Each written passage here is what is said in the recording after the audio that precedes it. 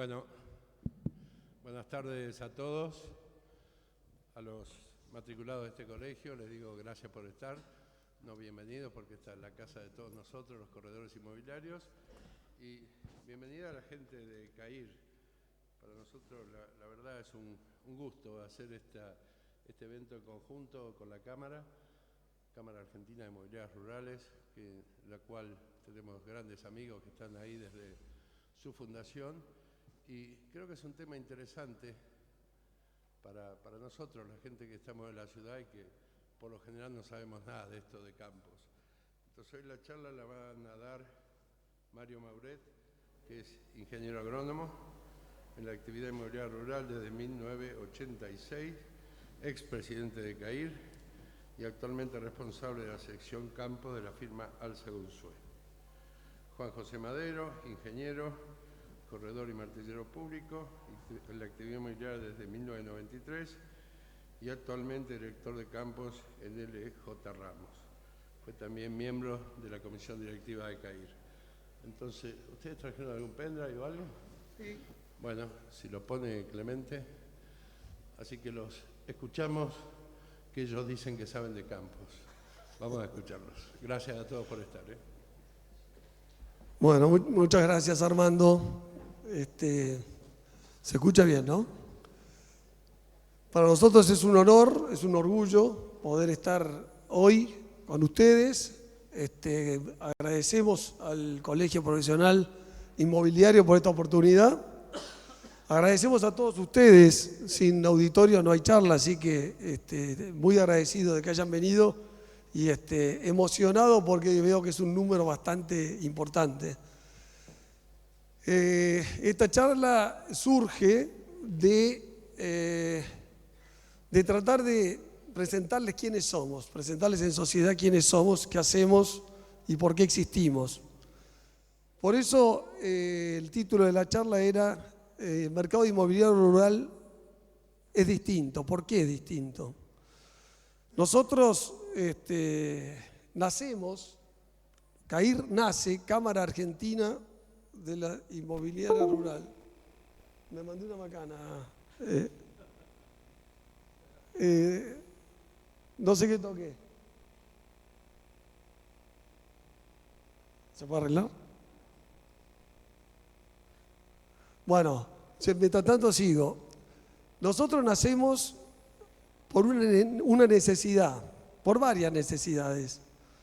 La primera y principal es la necesidad de tener una identidad propia, darnos cuenta que somos una entidad en sí misma. No renegamos para nada del rubro inmobiliario, todo lo contrario, somos inmobiliarios, pero nuestro ámbito es distinto, nuestro ámbito es el rural.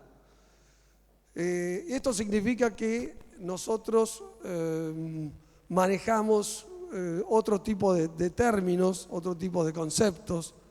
Nos movemos generalmente en los campos y esto requiere de alguna manera alguna especificación, requiere, como toda actividad inmobiliaria, capacitarse en lo rural. Yo como inmobiliario no me animaría a vender un fondo de comercio, ¿no? A pesar de ser corredor, no estoy en condiciones, y tal vez cosas por el estilo. Sin embargo, cuando uno se prepara y se capacita para poder vender un campo, encuentra que es una actividad apasionante y distinta en sí misma. Bueno, ahí va a ir apareciendo. Esta vez no voy a mandar la pata. Bueno, ahora sí.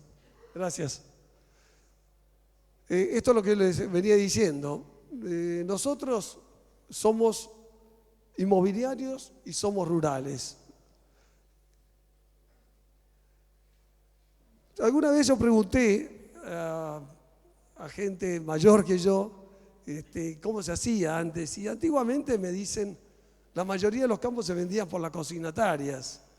Las inmobiliarias se involucraban poco en este tema y las consignatarias obviamente daban un servicio diferente, un servicio mucho más limitado, un servicio que básicamente se limitaba a conseguir el comprador y a negociar la oferta. Pero todos sabemos que hoy día los campos requieren de mucho más que eso. Hoy día para vender un campo hay que haberlo analizado, tasado, ha hecho los mapas de ambientes, relevado las mejoras, hay que estar en valores de cada ítem de los que acabo de nombrar, cada categoría de suelo, cada zona, cómo pondero yo el acceso, cómo pondero yo la ubicación, cómo pondero yo la cercanía a puerto, por ejemplo. Una serie de detalles y de no detalles, sino de factores que hacen que esto no sea una ecuación lineal, como muchas veces aparece, que la gente viene y dice, si el campo rinde 100 quintales de maíz, tiene que valer tanto. Y no es tan así, no es tan así. Es bastante más complejo que eso. Por eso, con limitaciones o no, antiguamente las cosas se hacían como se podían. Nuestra carrera, nuestra lindísima profesión, es una profesión relativamente nueva. Y es bueno ir a la primera experiencia. Esto que puse acá, y cuando veo el logo, me acuerdo de cuántas semanas y cuántos meses tuvimos para el loguito este. Esto fue una aventura empresarial que yo diría que es el disparador de nuestra cámara. Resulta que allá por el año 98-99 vino el furor de las .com en Silicon Valley, allá donde nace Google y nacieron varias de las empresas cibernéticas más importantes que todavía viven.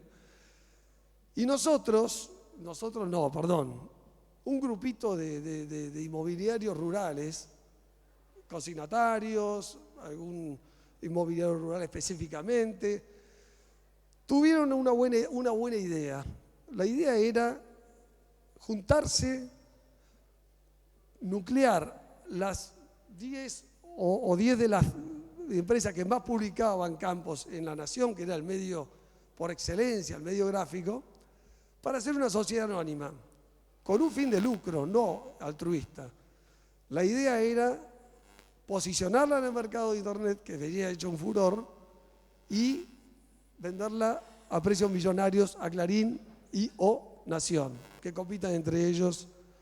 El proyecto parecía interesante y prometedor, y se llevó a cabo. La verdad que tardamos bastante tiempo, como 2 años en armar la sociedad, en ponernos de acuerdo.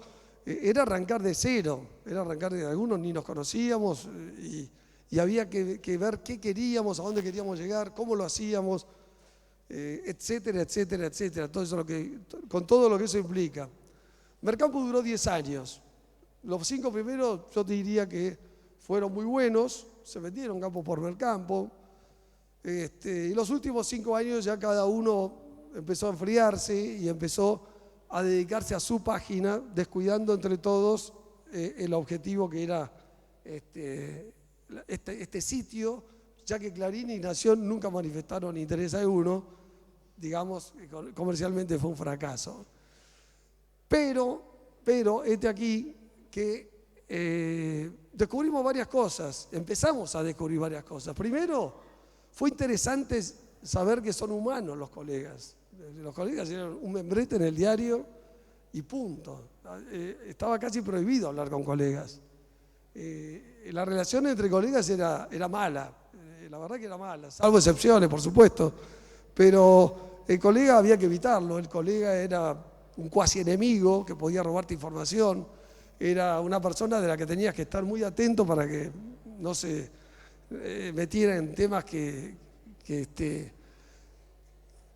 no te convenía. Y entonces, en ese sentido, Mercampos nos permitió darnos cuenta que podíamos abrirnos, que podíamos empezar a bajar la guardia. Fue muy interesante, como experiencia nos dábamos cuenta que nos juntábamos cada 15 días y la primera hora la hacíamos de puesta a punto de chimentos, de novedades, y no faltaba nadie, porque era novedoso escuchar a los colegas hablar de lo que pasaba en el mercado. Antes había un autismo muy grande, uno hablaba de lo que le pasaba a uno porque el resto no se enteraba. Y es bueno saber de dónde partimos, por qué pasa esto, por qué pasaba esto, por qué tanta ignorancia entre colegas, por qué este ánimo de ignorar al otro. ¿Y qué nos hizo cambiar? En realidad lo que nos hizo cambiar es Internet. Internet masifica las comunicaciones y ya nada es igual. El tema era cómo manejamos Internet y darnos cuenta el cambio de escenario que se estaba produciendo. Ahora es más fácil porque ya pasó, pero mientras está pasando, no es fácil adaptarse y no es fácil darse cuenta para dónde va la mano. Se me ocurrió poner a modo absolutamente de ejemplo qué era trabajar en los 80. En mi caso, yo empecé a trabajar en julio del 86 con un jefe muy, muy duro. Casualmente es el padre de Juanjo, que es mi tío. La verdad que estoy muy agradecido, no puedo haber tenido mejor escuela.